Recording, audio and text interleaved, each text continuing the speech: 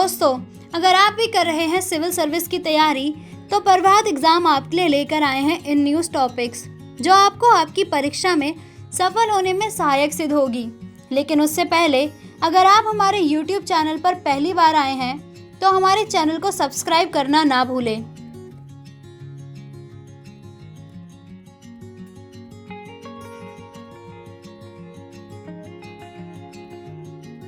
तो चलिए स्टार्ट करते हैं आज का इन न्यूज़ टॉपिक। चर्चा में क्यों है आधार डेटा की सुरक्षा।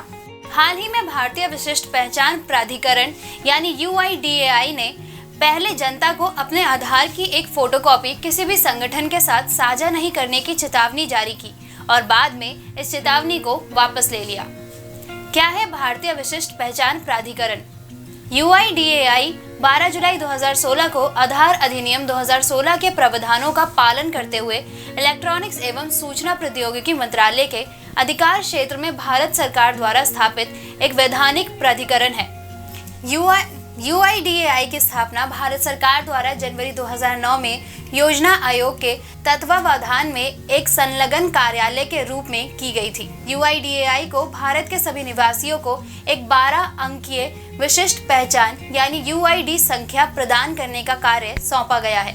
31 अक्टूबर 2021 तक UIDAI ने 131.68 करोड़ आधार नंबर जारी किए थे। क्या है आधार से संबंधित चिंताएं?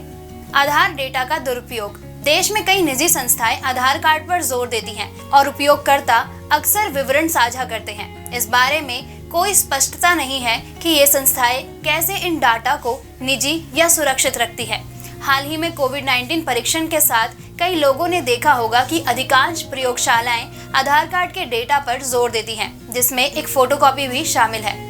यहाँ ध्यान दिया जाना चाहिए कि कोविड-19 परीक्षण करवाने के लिए इसे साझा करना अनिवार्य नहीं है। जबरन थोपना।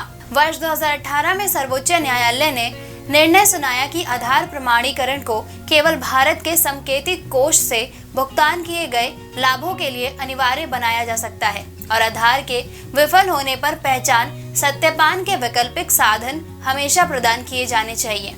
बच्चों को छूट दी गई थी, लेकिन आंगनवाड़ी सेवाओं या स्कूल में नामांकन जैसी बुनियादी अधिकारों के लिए बच्चों से नियमित रूप से आधार की मांग की जाती रही है। मनमाना बहिष्करण। केंद्र और राज्य सरकारों ने आधार के साथ कल्याणकारी लाभों के जुड़ाव को लागू करने के लिए अल्टीमेटम पद्धति का नियमित उपयोग किया है। इस पद्धति में यदि प्राप्तकर्ता सही समय में लिंकेज निर्देशकों का पालन करने में विफल रहता है, जैसे कि अपने जॉब कार्ड, राशन कार्ड या बैंक खाते को आधार से लिंक करने में विफल होने पर लाभ को वापस ले लिया जाता है या निलंबित कर दिया जाता है। धोखाधड़ी प्रवृत्ति। AEPS एक ऐसी सुविधा है जो किसी ऐसे व्यक्ति को सक्षम बनाती है जिसके पास आधार से जुड़ा खाता है। वह भारत से कहीं से भी बिजनेस कॉरेस्पोंडेंट के साथ बायोमेट्रिक प्रमाणीकरण के माध्यम से पैसे निकाल सकता है, जैसे एक तरह का मिनी ATM। भ्रष्ट व्यापार कॉरेस्पोंडेंट द्वारा इस सुविधा का बड़े पैमाने पर दुरुपयोग किया गया है। संबंधित हालिया मुद्दे। भारत के नियंत्रक और महालेखा परीक्षक ने आधार कार्ड जारी करने से संबंधित कई मुद्दों पर भारतीय विशिष्ट पहचान प्राधिकरण की निंदा की है। 2018 में सुप्रीम कोर्ट ने आधार अधिनियम की धारा 57 को रद्द कर दिया था। आधार अधिनियम की धारा 57 अनिवार्य रूप से निजी संस्थानों को नागरिकों के आधार विवरण एकत्रित करने की अनुमति देता है। सर्वोच्च न्यायालय ने प्रावधान की व्याख्या करते हुए इसे असंवैधानिक कहा था। बाद में आधार और अन्य कानून अध्यादेश 2019 जारी किया गया, जिसने बैंकों और दूरसंचार ऑपरेटरों को पहचान के प्रमाण के रूप में आधार विवरण एकत्रित करने की अनुमति दी। क्या है आधार का महत्व? पारदर्शिता और अनुशासन को बढ़ावा देना। आधार नंबर ऑनलाइन एवं किफायती तरीके से सत्यापन योग्य है। यह डुप्लीकेट और नकली पहचान को खत्म करने में अद्वितीय है तथा इसका उपयोग कई सरकारी कल्याण योजनाओं का लाभ प्राप्त करने हेतु किया जाता है, जिसमें पारदर्शिता एवं सुशासन को बढ़ावा मिलता है। आधार ने बड़ी संख्या में ऐसे लोगों को पहचान प्रदान की है जिनकी पहले कोई पहचान नहीं थी। इसका उपयोग कई प्रकार की सेवाओं में किया गया है तथा इसमें वित्तीय समावेशन, ब्रॉडबैंड और दूरसंचार सेवाओं, नागरिकों के बैंक खाते में प्रत्यक्ष लाभ हस्तांतरण में पारदर्शिता लाने में मदद की है।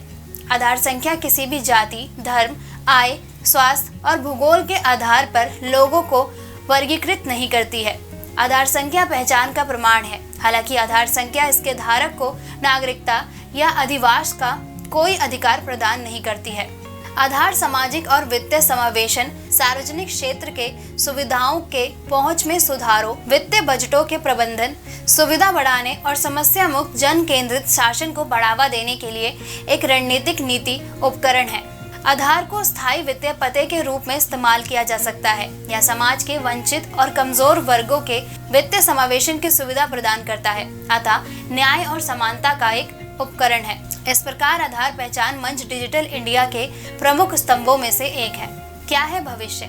सर्वोच्च न्यायालय के फैसले का पालन करें। सरकार को सर्वोच्च न्यायालय के निर्देशों का पालन करना चाहिए और उन्हें लागू करना चाहिए, जिसमें शामिल है अनुमत उद्देश्यों के लिए अनिवार्य आधार का प्रतिबंध, आधार प्रमाणीकरण विफल होने पर विकल्प का प्रावधान, बच्चों के लिए बिना शर्त छूट, लाभों को वापस या निलंबित नहीं करना चाहिए, उन नामों का अग्रिम प्रकटीकरण जिन्हें हटाए जाने की संभावना है, साथ ही प्रस्तावित विलोपन का कारण, प्रभावित लोगों को कारण बताओ नोटिस जारी करना और उन्हें जवाब देना या अपील करने के अवसर प्रदान करना, दिनांक और कारण सहित विलोपन के सभी मामलों का पूर्व एवं पश्चात प्रकटीकरण, मजबूत सुरक्षा उपयोगों की जरूरत है।